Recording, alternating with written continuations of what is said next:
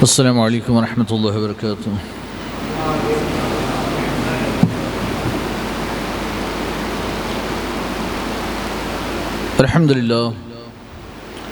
الحمدللہ وکفی والسلام علی عبادہ الذین اصطفی، اما بعد فاعوذ باللہ من الشیطان الرجیم، بسم اللہ الرحمن الرحیم۔ قل ان صلاتي ونسكي ومحياي ومماتي لله رب العالمین، صدق اللہ العلی العظیم وبلغنا رسولہ النبی الکریم ونحن علی ذلک لمن الشاہدین والشاکرین والحمد للہ رب العالمین۔ کچھ عرض معروض سے قبل آئی ہم آپ مل کر انتہائی احترام و قیادت کے ساتھ اپنے اور ساری کائنات کے مرکز عقیدت گنبد خضرا میں آرام فرمانے والے آقا ارواحنا فدا جناب محمد رسول اللہ صلی اللہ علیہ وسلم کی بارگاہ بے کس پناہ میں جھوم جھوم کر درود پاک کا ہدیان چوک باز بلند پڑھ، اللہم صلی علی سیدنا مولانا محمد اماد الجد والکرم والہ الکرام اجمعین وبارک وسلم، صلاۃ و سلام علیک یا رسول اللہ صلی اللہ علیہ وسلم۔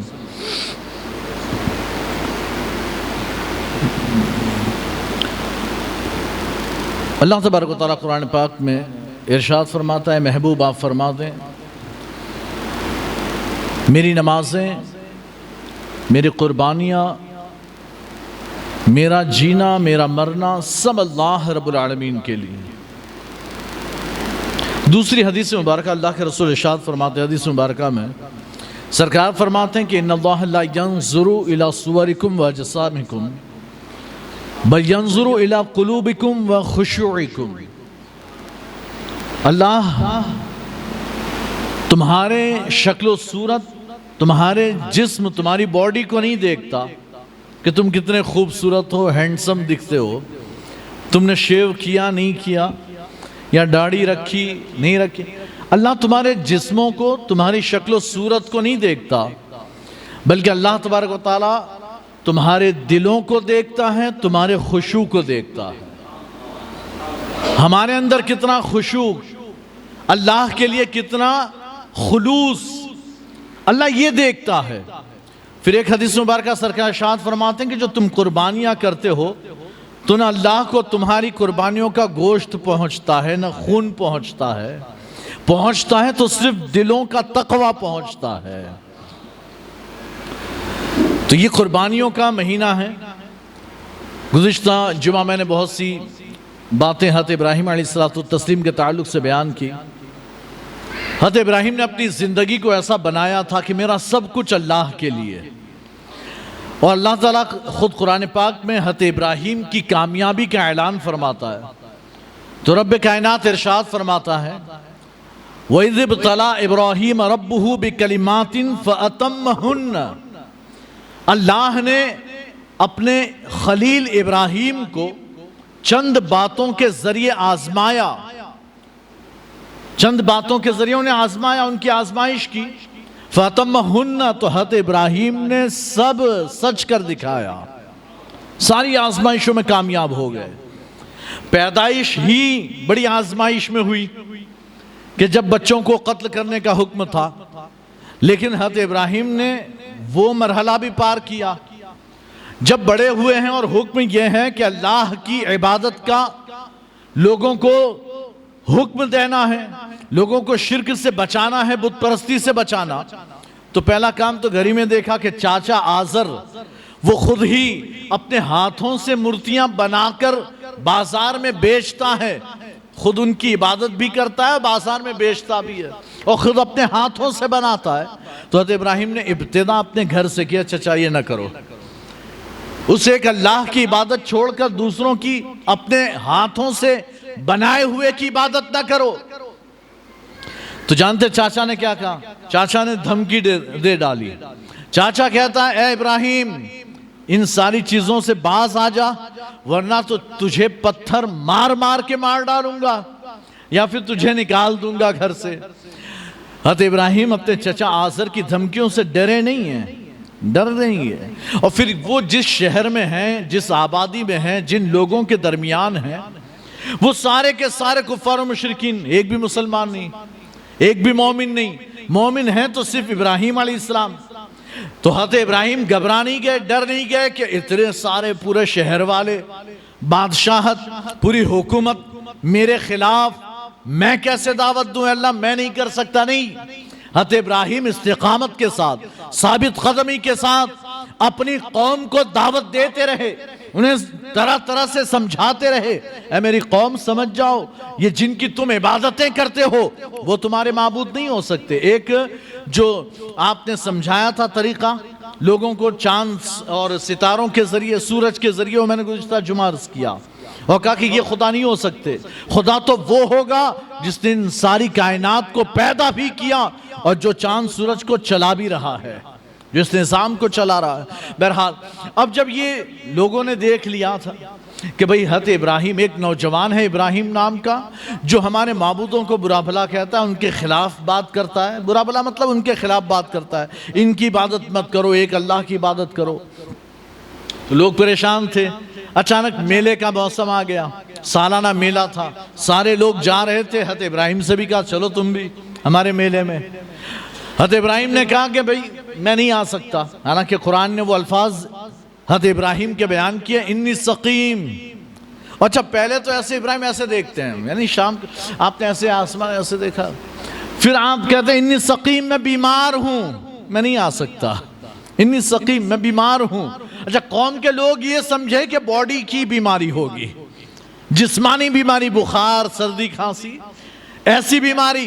حضرت ابراہیم تو کہنا چاہتے تھے تمہارے بتوں کی عبادت کرنے سے میں بیمار ہوں، تمہارے بتوں کی عبادت کرنے اور تمہارے میلوں میں شریک ہونے سے میں بیمار ہوں۔ میں تو ایسا بیمار کہ صرف اللہ کی عبادت کرتا ہوں، اللہ کی عبادت کرنے والا بیمار ہوں، ہے نا۔ وہ بے وقوف یہ سمجھے کہ حضرت ابراہیم کہہ رہے ہیں کہ میں بیمار ہوں، باڈی یعنی جسمانی اعتبار سے بیمار نہیں آ سکتا۔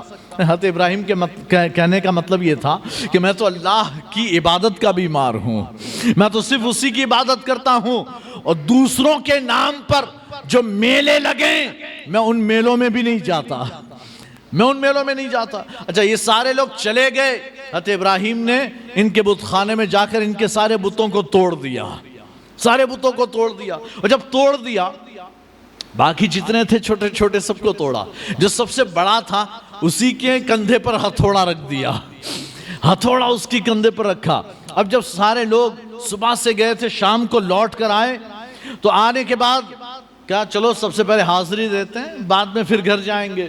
جب حاضری دینے آئے تو بت کدے میں دیکھا سارے کے سارے بت ٹوٹ پھوٹ کر پڑے ہوئے ہیں، ایسے ہی صرف ایک کھڑا ہے، جو بڑا تھا وہ کھڑا ہے ہتھوڑا لیے ہوئے۔ اب بات ہوئی بھئی کس نے کیا ہمارے بتوں کے ساتھ، یہ کس نے کیا؟ من فعل ھذا بآلہتنا، یہ ہمارے معبودوں کے ساتھ یہ کام کس نے کیا؟ تو لوگوں نے کہا بھئی ایک نوجوان ہے جس کو ہم سنتے ہیں، جو ہمارے معبودوں کے خلاف بولتا ہے نا، وہ ایک ہی ہے اور وہی ہو سکتا ہے، اور ہم سب چلے گئے تھے، وہ ایک ہی تو تھا شہر میں، بھئی بلاؤ اس کو۔ حضرت ابراہیم کو بلایا گیا۔ اب حضرت ابراہیم سے پوچھا جاتا ہے کہ یہ کس نے کیا؟ من فعل ھذا بآلہتنا، یہ کام ہمارے معبودوں کے ساتھ کس نے کیا؟ تو حضرت ابراہیم کہتے بل فعلہ کبیرہم، بل فعلہ کبیرہم، ان کے بڑے نے کیا۔ تو وہ کیا سمجھا؟ اب یہاں بھی دیکھیں، وہ حضرت ابراہیم کہہ رہے ہیں ان کے بڑے نے کیا، تو وہ سمجھے کہ یہ ہمارے بڑے معبود کی بات کر رہا ہے، کہ ہمارے معبود نے، بڑے معبود نے سب کو توڑ دیا، چھوٹوں کو توڑ دیا۔ حالانکہ حضرت ابراہیم کہتے تھے ان میں جو بڑا ہے میں نے کیا ہے، ان میں جو بڑا ہے، کہ بھئی پتھر سے تو انسان افضل ہے، پتھروں سے انسان افضل، کہنے کا مطلب تھا ان میں جو بڑا ہے وہ میں نے ہی توڑا۔ اور پھر حضرت ابراہیم کہتے یقین نہیں آتا تو انہی سے پوچھ لو، یقین نہیں آتا انہی سے پوچھ لو کہ کس نے کیا۔ تو حضرت ابراہیم تو ان پر حجت قائم کرنا چاہتے تھے، ان پر یہ دلیل لانا چاہتے تھے کہ جن کو توڑا گیا وہ اپنے آپ کو نہ بچا سکے، وہ تمہیں کیا بچائیں گے، اور جن کو توڑا گیا تم ان سے پوچھ لو کہ تمہاری یہ حالت کس نے کی، اگر وہ تمہیں جواب دے دے تو ٹھیک، اگر جواب دے تو ٹھیک، ورنہ سمجھ جاؤ عقل نہیں ہے۔ تمہارے جانے کے بعد یہاں بستی میں ایک اکیلا تھا، تو میرے سوا کوئی اور توڑ کون سکتا ہے، میں نے ہی توڑا۔ لیکن وہ یہ سمجھے کہ یہ ہمارا مذاق کر رہا ہے، یہ کہہ رہا ہے ان کے بڑے نے، مطلب ہمارے بڑے معبود نے توڑا، ہے نا۔ تو پکڑ کر بادشاہ کے پاس لے گئے، پھر وہ بادشاہ کے سامنے مکالمہ ہوا کہ اے ابراہیم تو کسی دوسرے رب کی بات کرتا ہے، میں نے گزشتہ جمعہ یہ واقعہ بیان کیا، تو کسی دوسرے رب کی عبادت کرتا ہے، میں تیرا رب نہیں، کہنا تو نہیں، میرا رب تو وہ جس نے تجھے بھی پیدا کیا مجھے بھی پیدا کیا، میرا رب تو وہ جو جلاتا مارتا ہے۔ پھر اس نے 2 قیدی منگائے اور ایک کو قتل کیا، ایک کو چھوڑ دیا۔ تو حضرت ابراہیم تو وہیں کہہ سکتے تھے کہ اچھا جس کو مار دیا نا اس کو دوبارہ زندہ کر کے بتا، لیکن حضرت ابراہیم نے وہ بحث ہی چھوڑ دی۔ آپ سمجھ گیا کہ اتنا بڑا بے وقوف ہے کہ میری بات سمجھے گا نہیں، تو آپ نے کہا اچھا ٹھیک ہے چل یہ بتا۔ آپ ڈائریکٹ ربوبیت پر آ گئے، رب ہونے پر۔ فرماتے میرا رب وہ جو مشرق سے سورج نکالتا ہے، اگر تو خدا ہے تو مغرب سے نکال کے بتا۔ میرا رب تو وہ ہے جو مشرق سے روزانہ نکالتا ہے، اگر تو خدا تو مغرب سے نکال۔ فَبُهِتَ الَّذِي كَفَرَ، یہ کافر مبہوت کہ اب تو کچھ نہیں کر سکتے۔ لیکن اب ہونا کیا چاہیے؟ ایک نارمل انسان جب سیدھا سادہ نارمل انسان ہوگا تو وہ اس کی باتوں میں آ جائے گا کہ ہاں بات تو صحیح ہے، تو یہ صحیح کہہ رہے ہیں، یہ سچی بات کہہ رہے ہیں یہ۔ لیکن جو اندھ بھکت ہوگا اسے چاہے کتنا بھی سمجھاؤ وہ نہیں سمجھے گا، وہ اپنی چلائے گا، ہے نا۔ آج کل بھی کیا نا واٹس اپ کے جو ہے نا اسٹوڈنٹس پیدا ہو گئے ہیں، واٹس اپ کی خبروں پر سارا اپنا نالج جو ہے نا وہ جھاڑ رہے ہوتے ہیں۔ تو یہ ایسے لوگ، تو انہوں نے بھی اب یعنی فرعون نمرود جو ہے وہ بھی عاجز آ گیا، وہ بھی سمجھ گیا لوگ بھی عاجز کہ اس کا کچھ کیا نہیں جا سکتا اور اس سے باتوں میں جیتا نہیں جا سکتا، تو کیا کریں؟ مشورہ ہوا تو لوگوں نے کہا کہ یا تو اقتلوہ، یا تو اس کو قتل کر دو، او حرقوہ، یا اس کو جلا دو، یا تو قتل کرو یا جلا دو۔ کہتے ہیں سب سے بیسٹ آئیڈیا کہ بھئی اس کو جلا دیتے ہیں۔ تو قید خانے میں ڈال دیے گئے اور پھر ایک مقام پر یعنی کہ 4 دیواری کھڑی کر کے اس کے اندر لکڑیاں جمع کی جانے لگی۔ ہر کوئی اس میں اپنی طرف سے تھوڑی تھوڑی لکڑیاں روزانہ لا کر جمع کرتا۔ اتنی زیادہ لکڑیاں جمع ہوئی اور اتنی بڑی آگ جلائی گئی کہ اب اس کے قریب جانا بھی کسی کے لیے ممکن نہیں۔ اوپر سے پرندہ گزرے تو اس کی گرمی سے وہ بھی جل کر مر کر گر جائے، تو کہتے ہیں اب ان کو ڈالنے کون جائے گا؟ حضرت ابراہیم کو پکڑ کر ادھر ڈالنے کون جائے؟ تو پھر منجنیق کا استعمال کیا گیا، وہ ایک غلیل، بڑی سی غلیل بنائی گئی، اس میں حضرت ابراہیم کو بٹھا کر یہیں سے کھینچ کر چھوڑا گیا۔ اب جب کھینچ کر چھوڑا گیا تو جبرائیل پھر حاضر، حضرت جبریل امین آ گئے، آ کر عرض کرتے ہیں اے ابراہیم آگ میں جانے والے ہو، اگر کوئی کام ہو تو مجھ سے کہو، اگر کوئی کام ہو تو مجھ سے کہو، میں پہنچا دوں گا تمہاری بات۔ تو حضرت ابراہیم کہتے ہیں جبریل تیری تو ضرورت نہیں ہے مجھے، تیری تو مجھے کوئی ضرورت نہیں ہے۔ تو حضرت ابراہیم کہتے ہیں حضرت جبریل عرض کرتے ہیں تو اے ابراہیم اللہ کی ضرورت تو ہے، ہاں اللہ کی ضرورت ہے تو اللہ سے مانگو، اللہ سے دعا کرو۔ حضرت ابراہیم کہتے ہیں میرا رب میری اس حالت کو جانتا ہے اور اس کا جاننا میرے مانگنے سے افضل ہے۔ وہ بہتر، وہ جانتا ہے نا کہ میں اس کے لیے ڈالا جا رہا ہوں، اگر وہ اس بات پر راضی کہ میں اس کی رضا کی خاطر جلا دیا جاؤں تو میں جلنے کے لیے تیار ہوں۔ اگر وہ اس پر راضی ہوتا ہے تو میں جلنے کے لیے تیار، اور اگر وہ اس پر راضی نہیں تو وہ جلنے نہیں دے گا، وہ جلنے نہیں دے گا۔ تو جب حضرت ابراہیم آگ میں گئے پہنچے، اللہ نے آگ کو حکم دیا یا نارو کونی برداً و سلاما علی ابراہیم، اے آگ تو ابراہیم پر ٹھنڈی اور سلامتی والی ہو جا۔ مفسرین فرماتے اگر اللہ نے صرف بردن کہا ہوتا، سلامن نہ کہا ہوتا تو آگ اتنی ٹھنڈی ہوتی کہ حضرت ابراہیم اندر جا کر فریج ہو جاتے، اندر جا کر یعنی اتنی ٹھنڈی ہوتی کہ حضرت ابراہیم جم جاتے، منجمد ہو جاتے۔ تو اللہ نے فرمایا آگ صرف ٹھنڈی نہیں سلامتی والی بھی ہو جا، ابراہیم کو کچھ ہونا نہیں چاہیے۔ تو آگ اب جلتے یعنی شعلے تو بلند ہو رہے ہیں، آگ تو یہ نہیں کہ آگ بجھ گئی، آگ تو جل رہی ہے، آگ کے شعلے تو آسمان چھو رہے ہیں، اتنی بلند آگ، لیکن حضرت ابراہیم اندر آرام سے بیٹھے ہوئے ہیں، حضرت ابراہیم آرام سے بیٹھے، اور جب نکلے تو جسم جلنا تو دور، کپڑا جلنا تو دور، کپڑے پر کوئی داغ دھبا بھی نہیں ہوا ہے۔ بھائی کپڑے پر جو دھواں ہوگا آگ کا اس کا دھبا تو لگ جاتا، کہتے ہیں کپڑوں پر دھبا بھی نہیں، حضرت ابراہیم آرام سے نکلے ہیں۔ تو اب نمرود سمجھ گیا حالانکہ اب تو سمجھنا چاہیے اتنا بڑا معجزہ اپنی آنکھوں سے دیکھا تھا، پوری قوم نے، سارے شہر والوں نے دیکھا، ایمان لے آتے لیکن ایمان نہیں لائے۔ اب کہا کہ یہ اس سے تو کام نہیں چلا، چلو ان کو نکال دیتے ہیں، یہ بلا ہی ٹل جائے۔ تو حضرت ابراہیم کو شہر بدر کر دیا، نکال دیا، اور حضرت ابراہیم وہاں سے پھر ملک شام ہجرت کر گئے، ملک شام گئے۔ راستے میں وہ مصر کا بادشاہ حضرت حاجرہ کے ساتھ جو واقعہ، وہ بھی واقعہ پیش ہے۔ بہرحال اب حضرت حاجرہ، سارہ جو آپ کی بیوی ہے، ان کو بچہ ہو نہیں رہا تھا، کافی عرصہ، کافی سال گزر گئے، حضرت ابراہیم بوڑھے ہو گئے اور حضرت حاجرہ بھی، حضرت سارہ بھی بوڑھی ہو گئی۔ تو اب یہ جو باندی تھی، مصر کے بادشاہ نے تحفے میں حضرت سارہ کو دیا تھا حاجرہ۔ تو حضرت سارہ کہتی ہیں کہ اے خلیل، اے اللہ کے خلیل، ہماری تو اولاد نہیں ہوئی، لیکن اولاد ہونا ضروری، اولاد ہونی چاہیے تاکہ ہماری نسل آگے بڑھ سکے، تو کیوں نہ آپ حاجرہ سے نکاح کر لیں۔ کیسا ہے؟ کہاں بالکل، تو راضی؟ کا بالکل راضی، کا ٹھیک ہے چلیں۔ تو حضرت حاجرہ سے نکاح ہوا، اور نکاح ہوا، اللہ نے بشارت بھیجی ہے، اللہ نے بشارت بھیجی۔ اس وقت حضرت ابراہیم کی عمر 120 سال، 120 سال، اور حضرت حاجرہ کی عمر 90 سال۔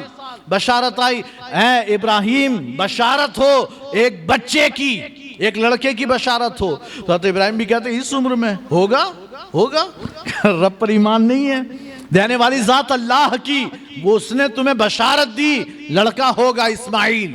تو حضرت اسماعیل پیدا ہو گئے۔ اب حضرت حاجرہ، یعنی حاجرہ کے بیٹے ہو گئے اسماعیل، حضرت سارہ کو کچھ بھی نہیں۔ اب یہ بڑے پیار کرتے ہیں، ظاہر سی بات ہے پہلا بچہ وہ بھی بڑھاپے میں ہوا تو کتنا پیار آتا ہوگا۔ تو حضرت ابراہیم انہیں پیار کرتے ہیں، انہیں بہت زیادہ توجہ دیتے ہیں۔ حضرت سارہ کو یہ پسند نہیں آیا، بھئی عورت ہے، عورت کے دل میں ایک وہ جو یعنی کہ جلن پیدا ہوتی ہے نا، تو رشک پیدا ہونا شروع ہو گیا، اسے کہتے ہیں رشک، کہ یار انہیں جب سے یعنی کہ بچہ پیدا ہوا، بچے پر زیادہ توجہ، کہ ایسا نہ ہو کہ پھر حضرت ابراہیم مجھ سے دور ہو جائے، حاجرہ ہی سے زیادہ قریب ہو جائے، ایک یہ سوچ آئی۔ تو پھر حضرت سارہ نے یہ ضد پکڑی کہ بھئی ان کو یہاں سے نکالو، یہاں سے دور کرو۔ اللہ نے بھی حکم نازل فرمایا، ابراہیم یہ مقام دکھا دیا گیا خواب میں، بھئی یہاں جا کر چھوڑ کر آؤ۔ تو مکہ کی وادی میں، یعنی کہ ملک شام سے 1000 کلومیٹر دور مکہ کی وادی میں حضرت حاجرہ اور اسماعیل کو چھوڑ کر گئے، ٹھیک ہے۔ اور پھر وہ زمزم والا واقعہ پیش آیا ہے نا، کچھ دن کھجوریں اور پانی تھے تو صبر کیا، کھایا پیا اسی پر، لیکن پھر پانی کی قلت، پانی بھی ختم، کھانا بھی ختم، تو پھر وہ پانی حضرت اسماعیل جہاں ایڑیاں رگڑ رہے تھے وہاں سے پانی ابلا، اور ابلا تو اب پانی نکلنا شروع ہوا تو بہتا جا رہا ہے۔ حضرت حاجرہ دوڑتی ہوئی آئی، آ کر جلدی سے مٹی سے اس پانی کو کور کیا، روک بنائی ہے نا، پھر بھی پانی بڑھتا جا رہا ہے، ابھرتا جا رہا ہے۔ تو حضرت حاجرہ نے کہا زمزم، اے پانی رک جا، رک جا، ٹھہر جا، بہت زیادہ آگے مت بڑھ۔ اب حضرت حاجرہ سوچ رہی ہیں کہ اگر یہ پال سے بھی یعنی کہ مٹی کی جو پالی بنا ہے اس سے بھی بہ جائے گا، ہو سکتا ہے کہ پانی ختم ہو جائے، بہ کر مٹی میں چلا جائے، استعمال نہ ہو سکے۔ تو کہا زمزم ہے پانی، رک جا، رک جا۔ تو کہتے ہیں اب وہ پانی اتنے ہی حد میں رک گیا، اسی میں رکا۔ اللہ کے رسول صلی اللہ علیہ وسلم ارشاد فرماتے ہیں، اللہ حاجرہ پر رحم فرمائے، اگر وہ زمزم نہ کہتی تو پوری دنیا کے لوگ اس زمزم کو پیتے۔ وہ پانی اتنا بہتا کہ پوری دنیا میں زمزم کے چشمے اور ندیاں بہ رہی ہوتی، لیکن انہوں نے روکا تو اب زمزم صرف مکہ میں پایا جاتا ہے، صرف مکہ میں۔ اب تو یہ زمزم وہاں سے ہوا۔ پھر اس کے بعد جب تھوڑے سے بڑے ہوئے، 10-12 سال کی عمر تھی حضرت اسماعیل کی، تو یہ ساری یعنی کہ آزمائشوں میں کامیاب ہوئے۔ اب یہ ایک آزمائش اور وہ آزمائش کیا؟ اللہ نے خواب دکھایا، ابراہیم اپنے بیٹے کو ذبح کرو، اپنے بیٹے کو ذبح کرو۔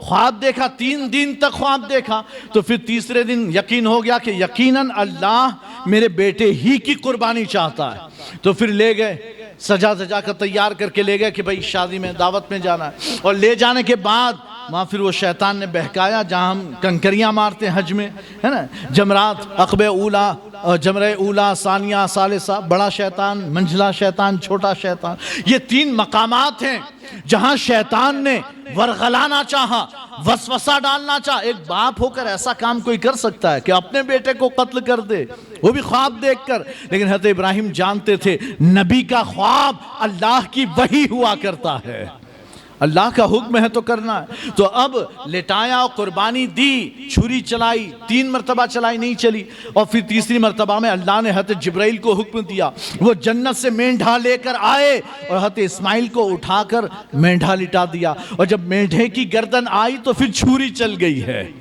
حالانکہ چھری کا کام تو چلنا ہی ہے، جب تیسری بار میں چلی تو پہلی بار بھی چل جاتی، لیکن وہ نرم و نازک اسماعیل کی گردن پر گھومی تو کاٹ نہ سکی، اور مینڈھے کی گردن پر چلی تو اس نے مینڈھے کی گردن کو کاٹ دیا۔ پتا چلا چھری کا کام کاٹنا ہی ہے، وہ کاٹے گی ہی، لیکن وہ بھی اللہ کے حکم کے تابع ہے۔ اگر اللہ روک دے تو چھری کاٹنے سے رک جاتی ہے، اللہ اجازت دے تو وہ کاٹتی ہے، اللہ کی اجازت سے۔ تو پھر مینڈھے کی یعنی کہ قربانی ہوئی۔ حضرت ابراہیم نے اللہ کا شکر ادا کیا کہ میری قربانی قبول ہو گئی، حضرت اسماعیل نے بھی اللہ کا شکر ادا کیا، حضرت جبرائیل نے بشارت دی، اللہ نے آپ کی قربانی قبول کر لی، آپ کی قربانی قبول۔ لیکن اللہ کو یہ ادا کہ میری رضا کی خاطر اپنی اولاد کی گردن پر چھری چلا دینا، حضرت ابراہیم کی یہ ادا اللہ کو اتنی پسند آئی کہ یہ سنت اسلام میں بھی جاری رہے گی، یہ تب سے چلی آ رہی ہے۔ لیکن ایک دین اسلام میں اللہ کے رسول صلی اللہ علیہ وسلم نے فرمایا کہ یہ ہر مسلمان جو عاقل بالغ ہو اور صاحب نصاب ہو اس پر قربانی واجب ہے۔ تو صاحب نصاب کا مسئلہ آپ کو پتہ ہی ہے، زکوٰۃ میں آپ نے سنا ہی ہوگا کہ صاحب نصاب کیسے کہتے ہیں، 7.5 تولہ سونا، 52.5 تولہ چاندی، یا 52.5 تولہ چاندی کی قیمت اگر ہے آپ صاحب نصاب۔ لیکن اگر کسی کے پاس 1 تولہ سونا، تھوڑی سی ایک پائل چاندی کی ایک پائل ہے جو 10-12 گرام کی 15 گرام کی ہے، اور 1.5 تولہ سونا ہے، دونوں کو ملاؤ تو 52.5 تولہ چاندی کی قیمت بن جاتی ہے، تب بھی صاحب نصاب ہوگا۔ اچھا، ایک بندہ کہ جس کے پاس تھوڑا سا روپیہ ہے، سمجھو 20-25 ہزار روپیہ، 30 ہزار روپیہ ہے، جس سے وہ صاحب نصاب نہیں بنتا، لیکن اس کے گھر میں ایک 65 انچ کا ٹی وی بھی ہے، 65 انچ کا ٹی وی بھی لگایا ہے نا، تو 30 ہزار اور وہ 65 انچ کا ٹی وی جو اس نے خریدا 70 ہزار 80 ہزار جس میں، یا 50 ہزار میں خریدا، تو 50 اور 30 80 ہزار ہو جائیں گے۔ کوئی اور سامان بھی، ایک بائک تو چلانے کے لیے، آنے جانے کے لیے، لیکن دوسری بائک بھی رکھی ہے شوق کے لیے، ایک موبائل تو یوز کے لیے، دوسرا موبائل ایکسٹرا رکھا ہے شوق کے طور پر، یہ ساری قیمتیں مل کر بھی بندہ صاحب نصاب بن جائے گا۔ ان پر زکوٰۃ تو نہیں ہوتی، لیکن بندہ صاحب نصاب بنتا ہے، اور جب بنتا ہے تو پھر اس پر کیا ہوگا؟ بھائی قربانی واجب ہو جائے گی۔ اچھا بعض لوگ ایسے بھی ہوتے ہیں کہ بھائی جوتے چپل سینڈل جو ہے نا، عورتوں کی سینڈل 20 جوڑی، مرد کے جوتے 15-20 جوڑی ہے نا، وہ بالکل سجائے ہوئے ہیں ان کے ڈراور میں، تو یہ ایک جوتا چپل، یا ایک ہو سکتا ہے کہ ٹھنڈی کا الگ، گھر میں چلنے کا الگ، گرمی کا الگ، اور کہیں پر فنکشن میں جاؤ شادی بیاہ میں تو الگ، تو 4 جوڑی چلو سمجھے الگ، باقی کے جو 15 جوڑی نا اس کی قیمت لگائی جائے گی کہ وہ کتنے کے، اگر اس سے بھی صاحب نصاب بنتا ہو قربانی واجب ہو جائے گی، قربانی واجب ہوگی۔ تو بہرحال کہنے کی بات یہ کہ قربانی ہر مسلمان عاقل بالغ، مطلب چھوٹے بچوں پر نہیں ہے، پاگلوں پر نہیں ہے، چھوٹے بچوں پر، نابالغ بچوں پر نہیں۔ ہاں اگر مالدار ہے بندہ، مالدار، اور اپنے نابالغ بچے کی طرف سے قربانی کرتا ہے تو مستحب ہے، مستحب، لیکن واجب نہیں ہے۔ تو نابالغوں پر نہیں، بالغ ہو، عاقل والا ہو، پاگل نہ ہو،